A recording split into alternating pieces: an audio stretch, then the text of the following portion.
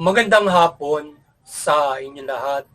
Ito po si Herbert Curia, author-promoter ng Bible Lives Promotions. Kakibat ang ating pananalig sa ating banal na Panginoon Diyos, banal na Panginoon Kristo at gabay ng kaliwanagan ni Banal na Santa Maria, ay ating pong ibinabahagi sa inyo sa linggong ito. Ang mensahe ng ating banal na Panginoon Diyos. Ang tema ng mensahe ng ating banal na Panginoon Diyos ay ang pamalaan ay maglingkod sa Diyos at Panginoong Jesucristo mula sa pagprotekta ng simbahan. Yan.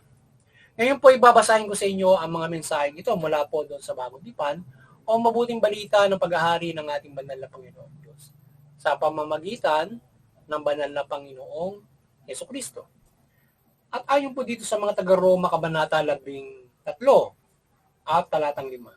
Ito po yung mensahe. Sila ay mga lingkod ng Diyos at nagpaparusa sa mga gumagawa ng masama. Kaya nga dapat kayong pasakop, hindi lamang upang maiwasan ang puot ng Diyos, kundi dahil sa iyo ng matuwid. Pagpatuloy po natin sa kay Apostol San Mateo, Kabanata 24, talatang 45 hanggang 47. Ito po ang mensahe. Ang tapat at matalinong alipin ang siyang pinapamahala ng kanyang Panginoon sa ibang mga alipin upang bigyan sila ng kanilang pagkain sa karampatang panahon. Mapalad ang alipin yon. Kapag dinatnan siya gumagawa ng gayon sa pagbabalik ng kanyang Panginoon. Sinasabi ko sa inyo, pamamalaanin siya ng kanyang Panginoon sa lahat ng kanyang ari-arian. Yan. Patuloy po natin kay Apostol San Mateo, Kabanata 6, talatang 33. Ito po ang mensahe. Ngunit pag sumakitan ninyo ng higit sa lahat ang pag-arian kayo ng Diyos at mamuhay ng ayon sa kanyang kalooban at ipagkakaloob niya ang lahat ng kailangan ninyo. Ipagpatuloy po natin sa kay Apostol San Mateo, Kabanata 10, talatang 33 hanggang 32 hanggang 33. Ito po ang mensahe. Ang sino mang kumilala sa akin sa harapan ng mga tao ay kikilalanlin ko rin naman sa harapan ng aking amang nasa langit. Ngunit ang magtatwa sa akin sa harapan ng mga tao ay itatatwa ko rin naman sa harapan ng aking amang nasa langit. Pagpatuloy po natin kay Apostol San Lucas, Kabanata 1, talatang 46 hanggang 47. Ito po yung mensahe. At hanggang 51 at 52. Ito po yung mensahe. At sinabi ni Maria, ang puso ko'y nagpupuri sa Panginoon at nagagalak ang aking espiritu dahil sa Diyos na aking tagapagligtas. Pinapangalad niya ang mga palalo ang isipan. Ibinabagsak niya ang mga hari mula sa kanyang trono at tinataas ang mga nasa abang kalagayan. Pagpatuloy po natin sa mga taga-Pilipos, Kabanata 1, talatang 27. Ito po ang mensahe. Kaya nga mga kapatid, pagsikapan ninyong mamuhay sa mabuting balita tungkol kay Kristo. Sa gayon, makabalik man ako sa inyong piling o hindi, makatitiyak ako kayo'y mananatili sa isang layunin at sama-sama ninyong ipagtanggol ang mabuting balita.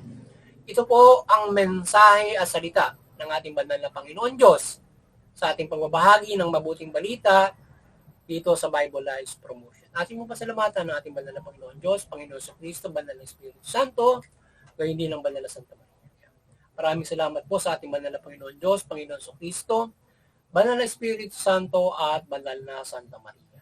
Ngayon naman po ipaliliwanag ko sa inyo ang mga mensaheng ito mula po dito sa tema na ang pamahalaan ay maglingkod sa Diyos at Panginoong Jesucristo mula sa pagprotekta ng simbahan. Yan. Nais pong ipabatid sa atin ng ating banal na Panginoon Diyos sa lahat ng kapamahalaan yan, maging dito sa bansang Pilipinas, na ang lahat ng mga kapamahalaan ay pasakop sa ating banal na Panginoon Diyos sa pamamagitan ng banal na Panginoon Jesucristo. Yan ang nais ng ating banal na Panginoon Diyos dito sa ating paniniwalang Kristiyano. Na yung lahat ng mga bansa ay pasakop sa Kanya, sa Panginoon Diyos mula sa Panginoon Kristo. Kilalanin nila ang Panginoon Kristo upang ang bawat mga kapamalan o mga namumuno rito ay kilalanin din niya sa harapan ng Panginoon Diyos. Yan ang nais ng banal na Panginoon Diyos. At yung mga nasa pamalan, kayong mga nanunungkulan, maging tapat kayo sa inyong panunungkulan at kung kayo ay magiging mabuti sa inyong panunungkulan, matuwid sa gabay ng mabuting balita, ay mas magalaki pa ang ibibigay at iaatang sa inyo sa inyong pamumulong yan, anuman yung inyong pamumulong ngayon, at lalong-lalo na pagdating ng takdang panahon na nais ng ating banal na Panginoon Diyos na kanyang inihanda para sa ating lahat. So, mas malaki pa ang ibibigay sa inyo pagdating ng takdang panahon at dito sa mga panahon ito na kapag kayo ay napagkakatiwalaan o kayo ay isang mahusay na tagapamahala na iniluklok dyan, mas bibigyan kayo ng mas mahusay pa mga posisyon at mga gampanin ng ating banal na Panginoon. Ika nga, kung ikaw ay nagsimula sa pagiging kongresman, baka sa susunod, presidente ka na. Kung gano'n, di ba? Kung ikaw ay presidente ngayon, baka ikaw ay bigyan ng pagkakataon na maging kaisa ng malalaking samahan ng ating buong mundo, United Nations, etc. Ano ba, presidente ka ba ng bansang ito, ikaw ay isang mahalaga ng tungkulin mo sa ating ASEAN, etc., UN, etc. So, yun. Kaya yung ating mga pamalaan ay protektahan nyo yung ating simbahan. Protektahan nyo ang mabuting balita. Sama-sama natin protektahan kasama ang mananampalataya. Mula dyan sa mananampalataya sa ating pamalaan. At ang pamalaan na ito ay kumikilala sa ating banal na Panginoon Diyos, na Panginoon sa pinoprotektahan ito sa mga. Kundi aside from doon sa kanilang universal na pamamahala, ay ito ay lahat naman ay kanya pinoprotektahan. So particular, yung pamahalaan ay protektahan niya bilang siyang gumawa rin ng pamahalaan na yan.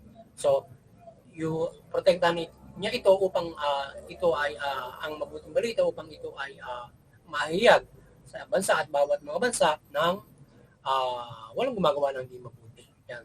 Kaya from the government authority na protektahan yun laban sa kasamaan, lalong-lalo na yung simbahan ng mabuting balita, protektahan niya laban sa sino mang gumagawa ng hindi mabuti niya.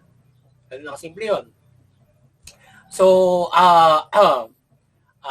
yung, kaya nga pasakop yung pamalaan, kayo ay alalahanin nyo na kayo ay dapat ay pasakop at pag-arian kayo ng ating banal na Panginoon. Sapagat dapat maniwala tayong lahat na mayroong Diyos tayong lahat ay created by God.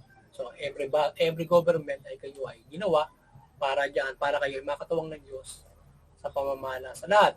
So, ngayon kayo ay pasakop sa ating banal na Panginoon Diyos. Kilalanin nyo ang Panginoon sa Kristo para sapagat siya ay nasa sa ilalim ng ating sapagat ang lahat ng pamamahala ay nasa ilalim niya.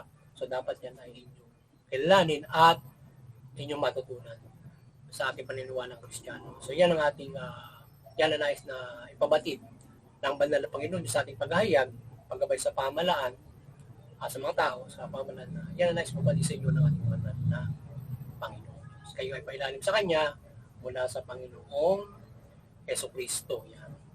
At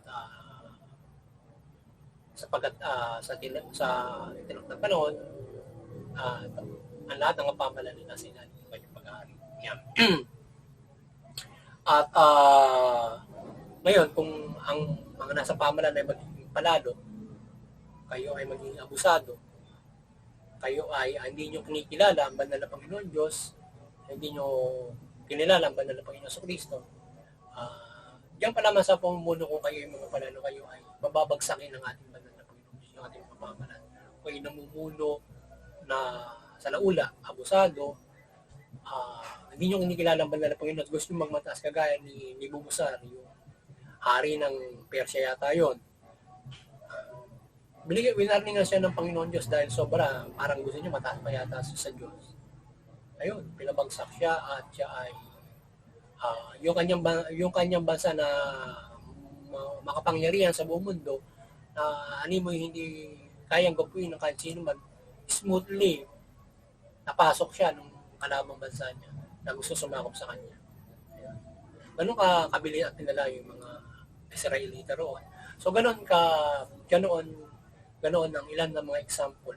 Pag sa mga namumuno ngayon ay inyong tingnan yung mga kapag kayo ay hindi kumilala sa Panginoon Diyos at naging salaula kayo sa inyong pamumuno, inyong tingnan ang mga ginawa ng banal na Panginoon Diyos doon sa mga nakaraan na mga namumuno sa pamahalaan na ginabayan ng mga propeta para sa inyong kayo ay sila ay pinabagsak. Yan. At mga nagmamataas sa banal na Panginoon, ay na Herodes, ayun, siya pinarusahan ng anghel.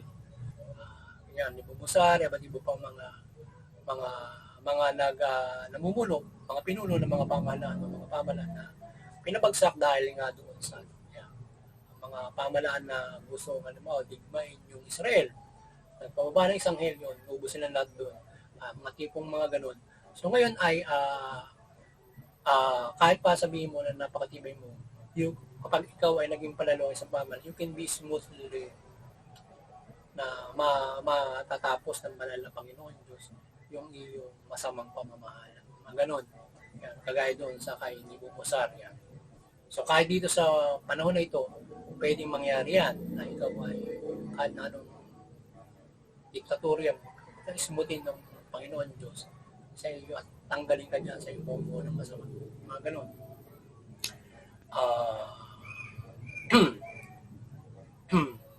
Kaya tayo ay lahat ay protektahan ng ating pamahalaan, yung mabuting balita, at hindi lamang yung pamahalaan, tayong lahat, mga tao, protektahan natin ang mabuting balita, sama-sama natin sa buhay bilang mga naniniwala Kristiyano.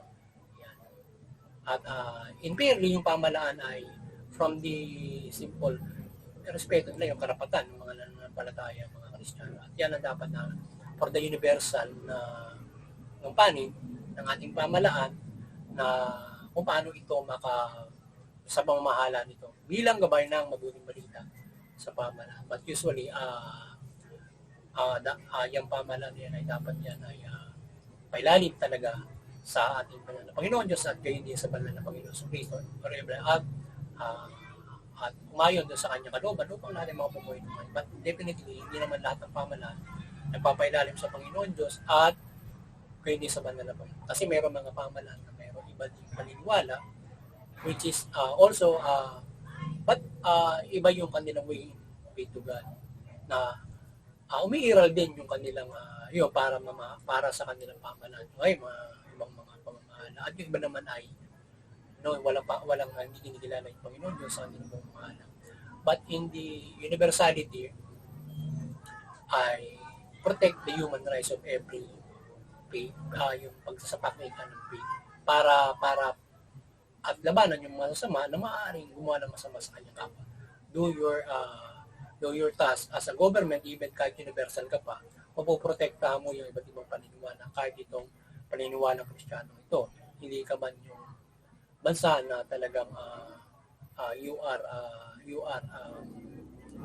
yung mga namumuno at yung mga tao ay ginamang yung pamahalaan mo ay may paniniwala sa Diyos at maniniwala kay Panginoon sa Kristo. Or the universality ng isang pamahalaan na sistemang ito ay kumikilala ng karapatan at pumoprotekta sa lahat. But usually, all over the government ay may universal, dapat may karapatan pang tao. Yan.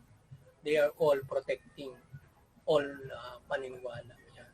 So kaya dapat yung lahat ng pamahalaan ay bilang gabay nga ng ating banal na Panginoon mula dito sa ating paggabay sa pamahalaan, kilalanin yung Panginoon Diyos mula Panginoon sa Kristo.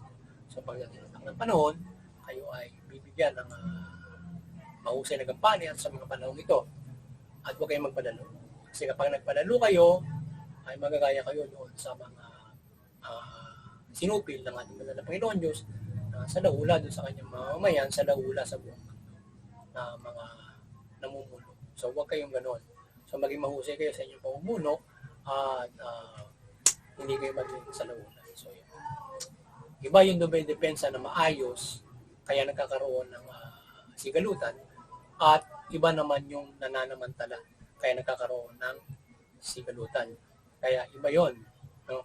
Kaya tayo ay mamuhay na may magabayan kayo sa pananampalataya sa Panginoon Diyos upang kayo yung ating mga pamahalaan ay upang maprotektahan nyo ang lahat fairly, lahat particular yung ating simbahan at from the human rights ay diyan nyo pinoprotektahan in a universality in a government. At lahat naman ngayon ay ang ating gobyerno sa gabay ng ating banal na Panginoon Diyos ay almost ay nagkasapraktika na rin ng karapatang tao at kanilang respeto yung bawat mga reliyon for every country kahit magkaiba ng mga reliyon. But may mga bansa talagang mabagsik pa rin at one-sided for their religion at hindi kinilala yung mga reliyon at or one-sided there or nag-believing in God ay pag sinisikil nila yung ibang mga paniniwala. But syempre dapat they have to protect all fairly from the human rights. So, at yan ay bibigyan ng Panginoon Diyos na mahalagang pagpapala kung kayo nagpapatupad ng ganyan sa inyong pamamahala for being a peer for everybody else of protection, especially protecting yung nais ng banal na Panginoon Diyos na yung pamala o yung simbahan o yung mabuting balita na sa pagsasama-sama ng mga mananampalataya. Diba? That is the model na gusto ng banal na Panginoon Diyos tayong lahat. Every government or every country is pailalim sa ating banal na Panginoon Diyos, manampalataya at mayroon tayong gobyerno, but it will happen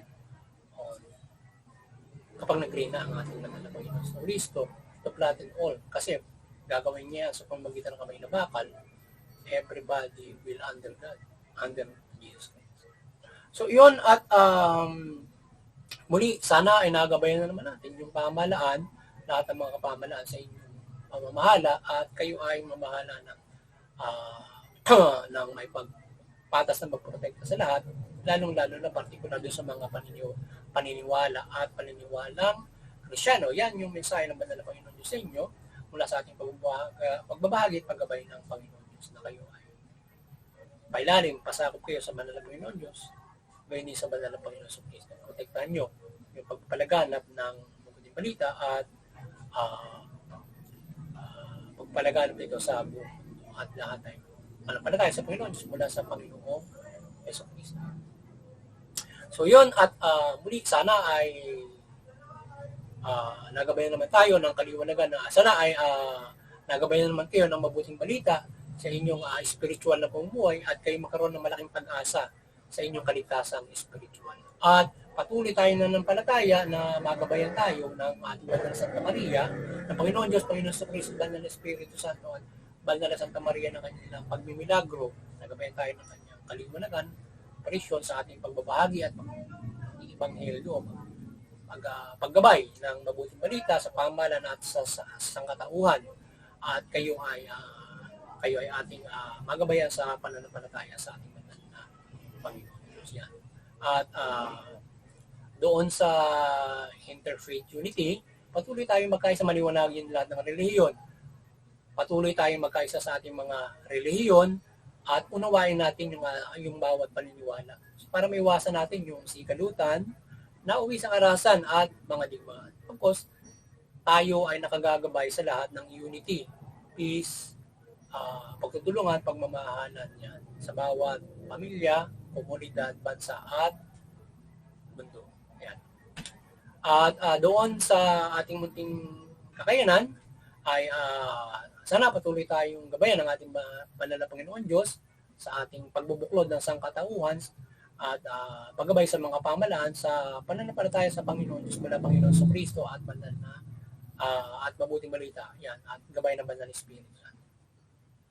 At doon sa mga kapamahalaan, maliwanagan kayo at mamahala kayo ng mabuti, matuwid, tugunin niyo yung karapatang pantao. Sa gayon, makikinabang yung inyong mga nasasakupan o inyong mamamayan sa inyong mabuting pamamahala o pag-iral ng karapatang pantao. At higit sa lahat ay makapananampalataya sila ng lubos sa kanilang mga pininiwalaan o mula sa ating banal na Panginoon Diyos at Panginoon. At sila ay magaan ng mga panampalataya at maligtas sa ang kanilang espiritu pagdating ng takdang panahon. Yung muli, magandang hapon sa inyo lahat at God bless you all.